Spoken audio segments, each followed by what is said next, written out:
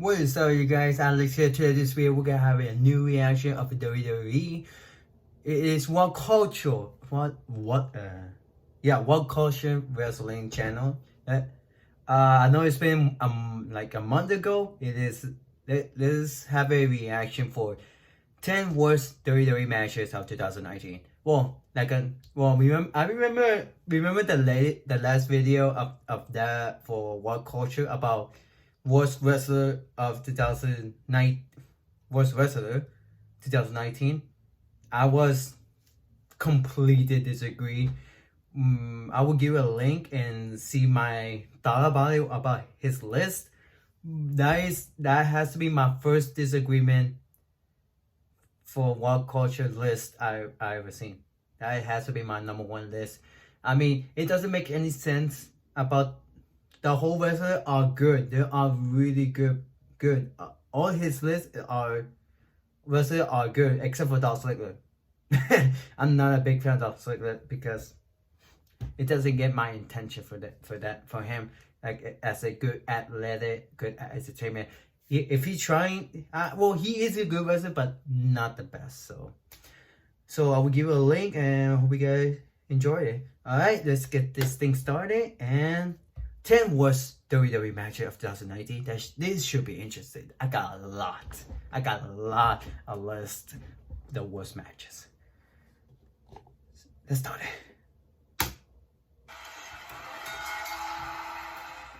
Right, I'll be honest with you. I don't overly like criticizing bad matches because one, the wrestlers involved usually already know, and two, I'm a positive cat that always looks on the bright side of life. It's annoying, isn't it? On the flip side to this, though, I also like to keep my ear to the ground, and as we reach the end of 2019, many of you are having your say on what you think are the least best scraps we've seen in WWE this year. And yes, I just use the term least best. Don't worry, I hate me too. But we do have to take the good with the bad and do the people's bidding, which is why we are here today. I'm Simon from What Culture, and this is the 10 worst WWE matches of 2019. Number 10, Lacey Evans versus Charlotte Flair. Happening on the June 3rd episode of Raw, the real issue with Charlotte versus Lacey Evans was that, not that much. And we all know that John Cena was the king of this, but it does take you out of the experience when you can hear Flair shouting, "Move!" because she didn't want to punch Lacey right in the face. This then happened a few minutes later too, when the Queen once again instructed Evans to get out of the ring. From there it was just a series of miscommunications, which ended with the Southern Belle getting chopped in the shoulder. Well, I bet that still hurt. This all came at a time when the internet wrestling community was questioning Lacey's experience, or lack thereof, and in many ways, maybe this served as a motivating moment. Months later on SmackDown, Evans was stood in the ring smacking Sasha Banks right in the nose as the crowd roared his approval. So yes, this summer scrap wasn't the best thing. Lacey Evans is a good wrestler. She is a good wrestler. Seen as a stepping stone in getting Lacey to where she wants to be. As for Charlotte, well, even though it will frustrate some, overall she's still one of the best wrestlers on the roster.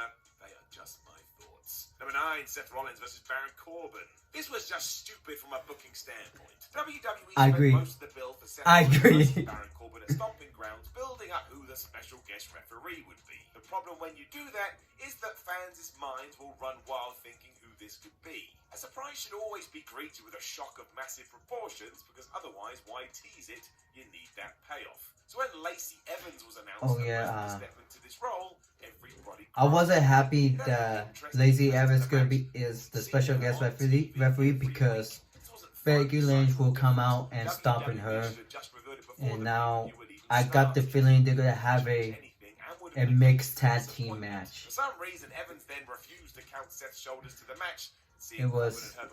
I wasn't happy that WWE put Lacey Evans on that storyline. I hate him. Even more so when Rollins kept celebrating doing his big moves, even though by that point he should have worked out that he wasn't in the best position. Becky Lynch ran out to get rid of her before long, which allowed a normal official to get in there, instead allowing Rollins to get the victory, meaning that all of this was absolutely pointless. Number 8, Tyson Fury versus Braun Strowman. Now, it was okay, that match.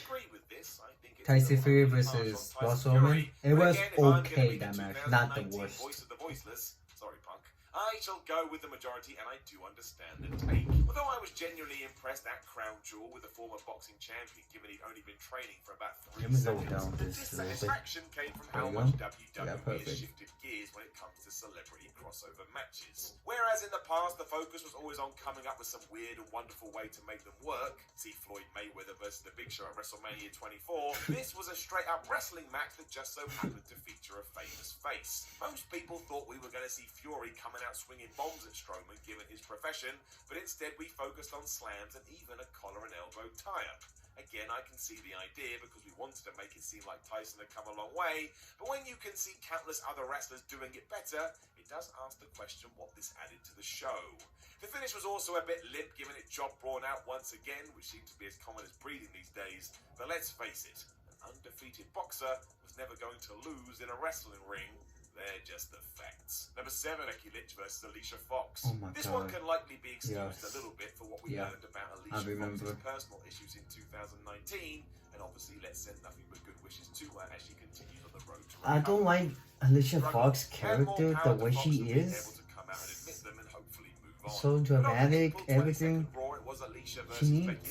She needs to fix her character. Fox had only wrestled on TV. I can tell she's a good wrestler, but she needs to fix her character. Why she was allowed to go 50-50 Okay. with the hottest thing in the company I shut was up. baffling. Coming off a career high at WrestleMania 36, Lynch should have wiped the floor with the hat-wearing screamer to underline how dominant she was. There were also some mistakes throughout, which does happen to us all, but it doesn't add to the magic of what wrestling can be. By the time this was done, I think we were all just glad to move on and pretend it didn't exist. Number 6, The Bar versus Kofi Kingston. This all comes down to how WWE booked Kofi Kingston during his unexpected push at the start of the year, and the real roadblock popped up here at Fastlane. Clearly not being 100% sure about the direction they wanted to go in, we were treated to a bait-and-switch storyline by Vince McMahon, who pretended that Kingston was going to have a world title match against Daniel Bryan on this very pay-per-view. Kofi ran to the ring with a giant smile on his face. What he was actually getting was a 2-on-1 handicap match between The Bar and Kofi. From here, Kingston got absolutely mauled by Sheamus and Cesaro, which is even more ridiculous because throughout the year we saw other handicap matches where the singular wrestler was allowed to have a fighting chance. Not Kofi, he got eaten alive. The crowd wasn't into it either as boring chants ran out before the end, and I suppose the saving grace is by the time we got to Mania, all was well. We got that amazing moment with the New Day man, and it was likely the best WWE offered us from January to December. It was hard to see that in February though.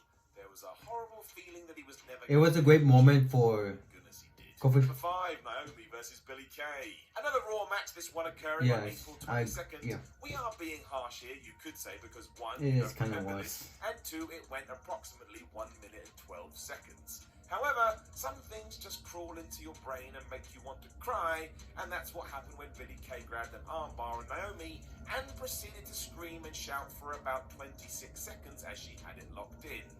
I know the Iconics are meant to be annoying, and I think they're great at what they do, but this was too much. It made me want to mute my television. Thankfully, Naomi escaped and mounted her comeback before winning with a sunset flip on the apron, and we moved on to whatever was next. That streaking though, man, I'm probably just getting old and cranky, but it was simply too much. My ears get sore, and I don't want my ears getting sore. Number 4, Lars Sullivan versus the Lucha House Party. I still don't understand what this was, and I'm waiting for an answer. For years, Vince I didn't McMahon even was watch that one match. thing I already one thing knew is how to it's gonna be promote boring, and that to match. monster. I already knew Time and about time it. again, he's turned normal humans into I terrifying didn't even beasts. watch it, Seemed and like I Lars know Sullivan this was will next kill in me. line for this treatment. We got to Super Showdown. When we saw it was going to be Lars versus all the members of the Lucha House Party, we assumed that Sullivan was going to murder them and then probably feast on their hearts. Yeah, that was me. 2 minutes and maybe we would start Not fearing that Lars match. like we wanted us to. But no, we didn't do that. Instead, Sullivan won after a DQ when Lince Dorado, Kalisto and Gran Metalik kicked his ass as a threesome. Lars would fight them off and leave them laying at the end, but it did nothing for the man and was the start of his deserved fall from grace. I'm intrigued to see what happens when he returns to TV, because if this is the plan, well, I'll tell you now, it is not going to work. Number 3, The Undertaker versus Goldberg. Oh my God! Happening on Yes, the show, I don't think this yes, is a surprise. absolutely Both Goldberg and horrible The match. Undertaker have come out afterwards and said how disappointed they were with the match and that it simply wasn't very good. Bill had already knocked himself loopy before he got to the ring. Yeah. There, and Taker got dropped on his head more than once. Oh, yeah. It was a kind of fun opening few minutes. Especially Undertaker was so pissed off at the end. I was genuinely worried about them both. Oh, Be yeah. it like or what we've chatted about already, none of us should ever watch this again because it will just make you sad. I never even thought Goldberg versus Taker was a dream match to begin with. Nobody was clamoring for that back in the late 90s. There's all the bad bits of the Saudi Arabia deal coming to the forefront of wrestling. Thankfully, since this, Goldberg has redeemed himself at SummerSlam, as did the Dead Man when he teamed with Roman Reigns, even though that pairing was odd, and we shall put this down to an off day. We all have them, but it doesn't mean it was entertaining. Number 2, Brock Lesnar versus Cain Velasquez. Once again going down out in the East, I think we're all still scratching our heads trying to figure this one out. There was something cool in seeing Lesnar and Velasquez having a rematch under the WWE banner, given we'd seen Cain whoop Brock's ass a few years earlier in the UFC, but why this was booked how it was is baffling. After a brief flurry by Cain, Lesnar simply took control, locked in the Kimura, and tapped him out in seconds. Forget the fact that WWE has gone out of their way to ensure that the Beast never submits to keep his aura alive. Velasquez was jobbed out at his debut for some reason. That's all I've got. I don't know why we did this, even if it does set up a rubber match at some point down the line. If you want that, just let Brock F5 the man and be done with it. We see it all the time. I get the argument that this was structured like an MMA fight where shocks like this do happen, but that was the same defense of Kofi Kingston getting wasted in 12 seconds when SmackDown debuted on Fox. Doesn't make for a satisfying story, and if there's one thing pro wrestling can control, it is satisfying stories. Someone reach into my head and pull out my brain. Number 1, Seth Rollins versus The Fiend. Yes. Talking about Yes. inside my head. Yes. Yes. Yes. My word. I 100% agree of number 1. I freaking agree. Too soon to make Bray Wyatt the champion, but that was the only thing you could possibly do here. Fans loved The Fiend, and a loss at this stage would have sucked. We assumed it was just Vince McMahon being extra keen with his new standout star, and we were going to go all in. Boy, are we idiots. Rather than that ending, instead, Seth Rollins took a big hammer and smashed a toolbox into Wyatt's face, which, as we now know, is the only way to stop a Hell in a Cell match in its tracks. I've never seen the rules, but I can only presume it is in there, and Seth had done some serious reading. We also had all that nonsense with the referee trying to talk morally to Rollins, and when this was all said and done, the crowd was chanting restart the match, and AEW, it was a bust. Even WWE knew this, as they made amends a month later at Crown Jewel. I haven't even mentioned the red light, the 45,689 curb stomps, or the giant comical hammer that made Bray look like he was in a cartoon.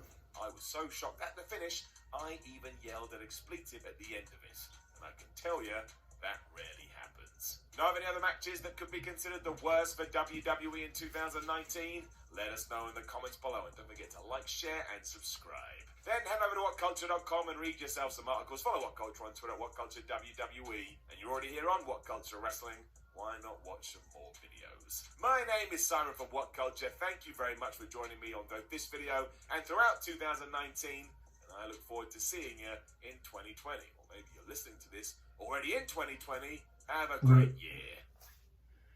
Okay, first of all, I 100% agree of number one list. I agree about the Fiend versus Seth Rollins and Hell in a Cell. I 100% agree. It was definitely the worst match I ever seen in 2019. The other thing is that I don't like the fact that Seth Rollins is dominating Bray Wyatt. I was like, seriously? That's how you guys treat it like that? That's not wrestling really is. Come on. Because Seth Rollins is, okay, in the match, Seth Rollins is being like Brock Lesnar, like, oh, I'm powerful. Come on. Really?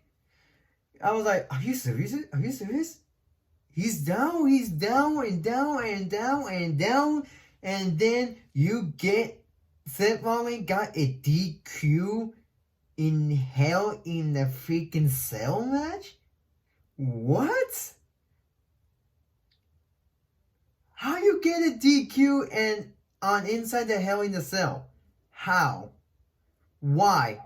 They changed the rule? Like any second? That is the most pathetic thing I ever seen in my entire life. It was. I hated so freaking much. I was mad that day. I was mad, and then after that, I did record the video. I was doing live reaction, and I uploaded it, and then after that, I was so pissed off. Man, you should have seen it. You should have seen it. I will put it in the link. And I was so freaking pissed off. And then after that, I made another video, a short video, like 10-second, 5-second video. I put my title, I said, really? Hashtag Hell in a Cell 2019. I was like,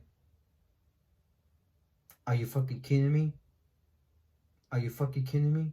Yeah. I was so pissed off. Because that is the most waste my time seeing that match. I was so hype about it, but that's how you gonna treat Bray Wyatt. Always down. He's down. Instead of want to dominate on him. That is the most pathetic thing. Pathetic entertainment. I'm pretty sure that Vince McMahon wants. Come on, Vince McMahon. Come on, this is not entertainment. This is not wrestling. Really is. You just put him down. Look at NXT. Okay. I heard Triple H is gonna take over this year.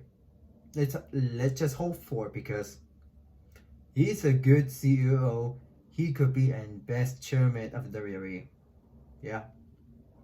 And then Vince McMahon will take care of the XFL. But I'm kind of looking forward for that football thingy.